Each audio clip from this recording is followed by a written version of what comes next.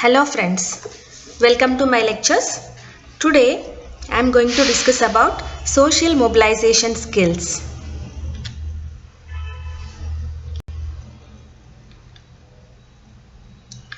To mobilize is a military terminology which means prepare forces for action.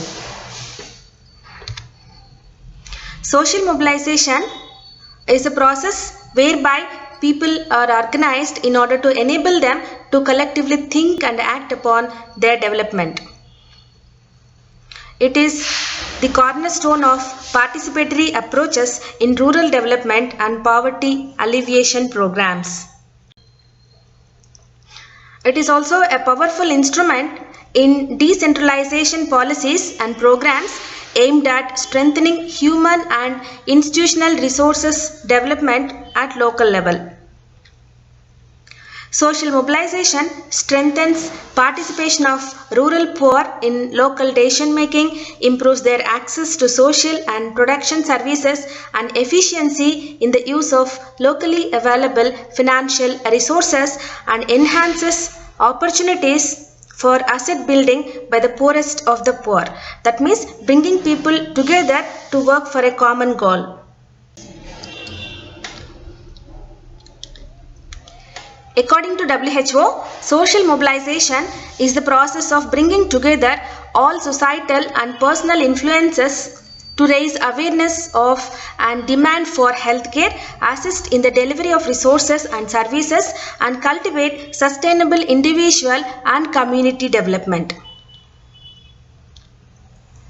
According to UNICEF, social mobilization is a comprehensive planning approach that emphasizes political coalition building, community action. According to UN Habitat, social mobilization is the primary step of community development for recovery from conflicts and disasters. It allows people to think and understand their situation and to organize and initiate action for their recovery with their own initiative and creativity. Another definition, social mobilization is a critical process that ensures commitment to change. Though there is little consensus on the exact meaning of the term, there is widespread agreement that for social mobilization to result in sustainable and permanent change, it requires a willingness and commitment to change, action that emanates from awareness, dialogue and negotiation that facilitates respect for differences and coordination of efforts, and sharing of power through transfer of information, knowledge and capacities. This definition is given by International Labour Organization. Another definition, social mobilization involves planned actions and process to reach, to influence and involve all relevant segments of society across all sectors from the national to the community level in order to create an enabling environment and effect positive behavior and social change. Often, the word social mobilization is interchangeably used with community mobilization. So let us also see the meaning for community mobilization. Community mobilization uses deliberate participatory process to involve local institutions, local leaders, community groups and members of the community to organize for collective action towards a common purpose. Community mobilization is characterized by respect for the community and its needs. So therefore, social mobilization and community mobilization almost they have the same meaning and the same purpose. Let us see the importance of social mobilization. Often the social mobilization is perceived as simply awareness raising or media activities, but it is much more than this meaning. Social mobilization is an important means to advance sustainable developmental policies by making it more responsive and accountable to people's needs and demands. Social movements often emerge from a sense of shared grievance and injustice and make visible alternative ideas and concepts about the forms that society should take. The sustainable development goals can be achieved by involving young people, women, people living with disabilities, civil society leaders and activists.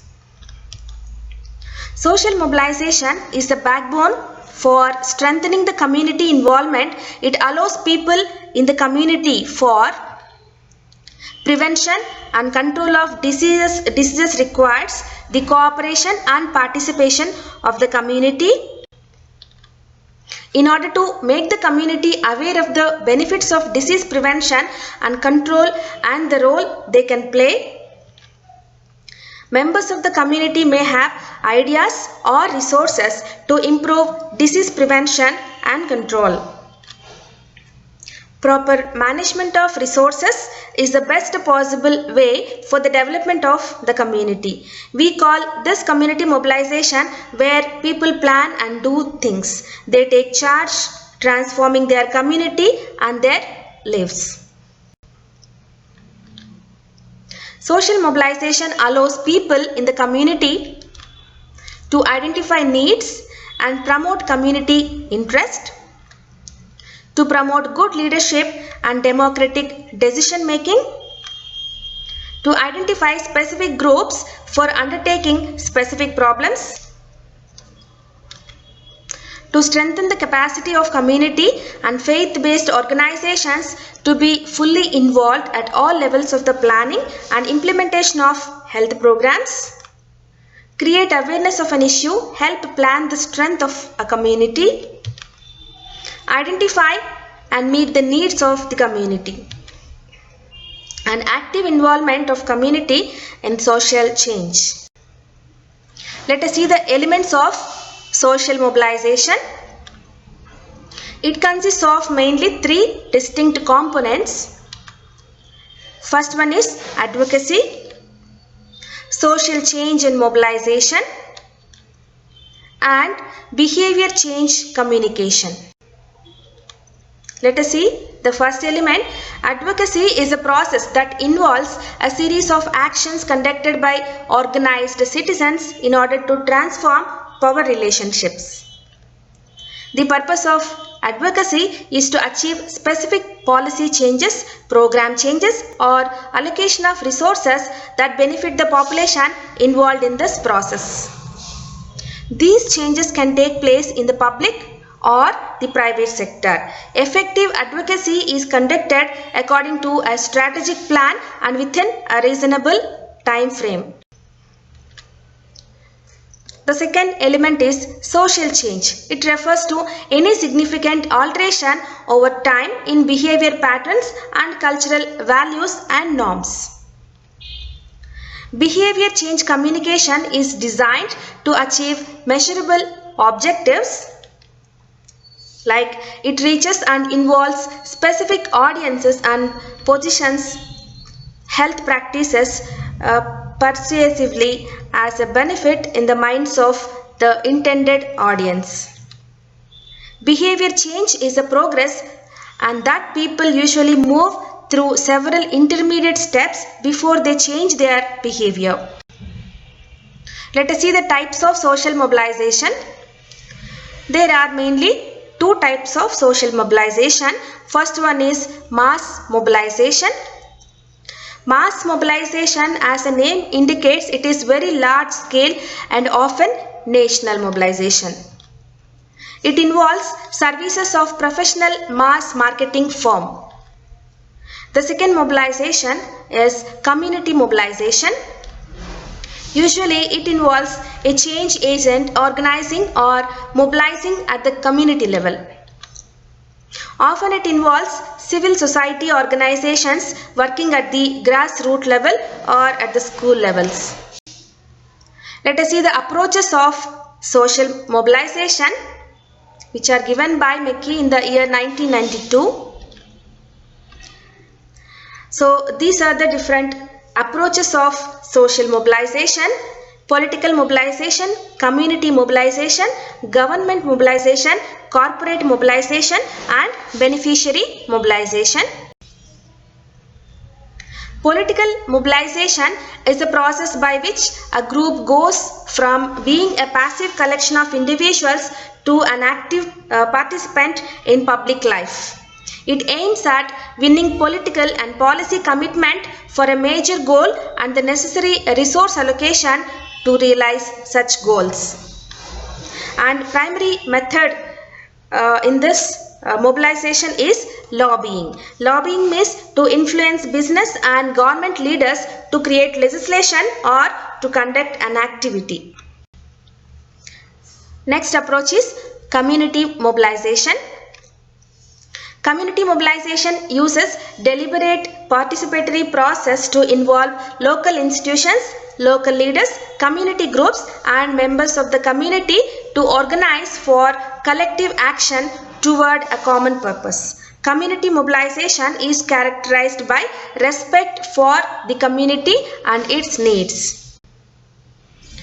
The third approach is corporate mobilization. It aims at securing the support of national or international companies in promoting appropriate goals either through the contribution of resources or the carrying of appropriate messages as a part of their advertising or product labeling. The next approach is beneficiary mobilization. Beneficiary mobilization aims at informing and motivating the program beneficiaries through training programs, the establishment of community groups. Let us see the principles of social mobilization. The first principle is social mobilization efforts tend to be more effective when they involve more personal and personalized interactions between people who can relate to one another. Social mobilization efforts tend to be more effective when reputation-relevant behavior is observable to others. Social mobilization efforts tend to be more effective when they convey what relevant people think others should do as well as what relevant people actually do. The efforts tend to be more effective when they align behaviors with the ways people actually see themselves or would like to see themselves. Social mobilization efforts tend to be more effective when they leverage the structure of people's networks of relationships and the platforms that maintain those networks. Social mobilization is about empowering the poor based on three vital parameters of power, namely their own capital, their own knowledge, and their own organizations. So these are the principles. Let us see the steps of social mobilization. Phase 1. Phase 1 includes identification and formation of SHG, self-help groups in the community. A self-help group is a village-based financial intermediary usually composed of between 10 to 20 local women. Under Phase 1, Step 1 includes collection of information about the village through PRA methods. PRA means Participatory Rural Appraisal. So for this step, it requires collect information regarding the needs of the community and analyze resources available, income of the community members and seasonality of crops and agricultural activities. Social and resource mapping, availability of natural resources or location of households, location of drinking water facilities, and then grazing of land, cultivable land, forest, etc. And the skills available in the community, markets existing within or within the reach of the community, people's perception on poverty, like by asking questions why they are poor and what are the activities they require to improve their financial background, etc. and affinity groups available in the village, wealth ranking exercises. Step 2. It consists of meeting with men and women in the village and explain to them the purpose of the intervention. Step 3 includes conducting 4 to 5 meetings over the 4 to 5 months and set an agenda for each meeting. And talking about family issues, community issues using the data collected from the community. And talking about saving and lending. Talking about the self-help concept or self-help groups. And talking about rules and regulations in self-help groups, familiarize members with books to be maintained in the groups. And electing representative and explain responsibilities of members. And giving the group a name and helping them open a bank account. Then phase 2 is stabilization phase. It includes making them to attend their meetings on regular basis. Encourage members not only to save but to also start lending to their members for both productive and consumption purpose. And assist them with the books and help them write if they cannot write. And take up gender issues in training and invite men to attend gender training. And take up numeracy and literacy classes. Then organize a common action program, example tree plantation, cleaning drive, health program, or building up a water resource, etc. So one can plan the activities with the villagers and facilitate them to organize it. And bringing bankers, government officials from other departments, health, agriculture, BDO and soil conservation to interact with the self-help groups and organize a meeting. And next step is to organize training program and capacity building training to the self-help groups. At this stage, it is necessary to organize skills training to the self-help groups. Skill training can be conducted according to their interest or based on the existing skills.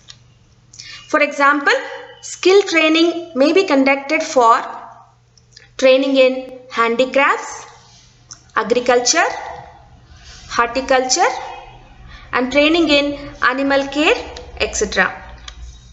And grading of this self-help group may be done at this stage. By now, self-help groups are well prepared to receive external assistance from government schemes or banks like nationalized or cooperative or any other sources. Now phase 3 includes withdrawal phase. By the end of 15 months of continuous working with self-help groups, preparation can be done to withdraw the support to self-help groups. Start by reducing the attendance to their meetings, but continue to monitor them and teach them how to access themselves. Then process of mobilization in brief includes explore health issues and set priorities, plan with the community, act together, evaluate together, prepare to scale up, prepare to mobilize, organize the community for action. It's a continuous process. Soon after meeting one need to explore another issue and try to continue the same mobilization process. Then benefits of social mobilization. Social mobilization process helps in attaining the below mentioned benefits. People realize their power, building people's confidence on NGO basis, realizing the importance of forming of self-help groups. In the process, number of groups may increase. Women start saving regularly, increase community participation, achieve cost-effective ways to achieve sustainable goals. Women get the capacities to solve their own problems by themselves, help to improve program designs, develops team spirit among people to work for a common goal. Motivation will increase and generated among women, level of awareness also will increase. Increasing community ownership and sustainability. Once the women economically empowered and able to take decisions, the study shows that the women will contest in local body elections also and become elected representative in Panchayat Raj institutions and become respective positions within the village. And let us see the importance of social mobilizers. The whole mobilization process depends upon one single person who is an influential, volunteer, active and the opinion and decision maker called as social mobilizer. Characteristics of social mobilizer includes active and commanding, able to influence others. People seek his or her advices, opinions and can gather on call. Good communication skills, raising awareness, has been instrumental in community work, generates discussion, collate information, resolves conflicts, evaluates the activities. The roles and responsibilities of social mobilizers, as mentioned on the screen, roles includes interacting with the local influencers, house-to-house visits, registration of eligible people, hold informational meetings with local groups, coordinate with healthcare teams, coordinate announcement in community centers such as mosque, school, market and tea shops, etc. Motivate and train people. Responsibilities includes vulnerable outreach communities visit, coordination, assist informal education and hygiene promotion activities as required in the field, regular communication, provides training and support and reporting to the officials. The skills required includes communication, patient listener, decision maker, committed, commanding, negotiation qualities, values, cultural aspects, differences, volunteer, facilitation, non-judgmental, effective manager, accountable, leader, honesty, investigator, good observer, resourceful and coordination. Roles of stakeholders in social mobilization includes national policy makers. So they are those who can make policy and program decisions, well allocate needed resources for services. Example, government. Media, they are those which can help create and sustain public support for a social product and can also encourage service vigilance. Program administrators, those who can chart the course of action of the program and can put in more resources such as additional funding and increased manpower. And service providers, those who have direct access to the intended beneficiaries and are often credible sources of information on the programs. Then traditional leaders and religious leaders, those who can set up information exchange systems within the community and can also play important roles in ensuring cooperation among members of the community. Parents and family members, the critical participants in the program since they are the ultimate users or buyers of the social product. So these are the stakeholders. Limitations or barriers of social mobilization includes limitation of resources, age differences, cultural influences, negative minded audience, irrelevant topics, time consumption process, inadequate incentives, political misuse of resources. So these are the case studies which have already been conducted in different states. So this case study is taken from Avanur Gram Panchayat, Kerala. So the program they have conducted is a total sanitation program. So this program became very successful. This is the another example.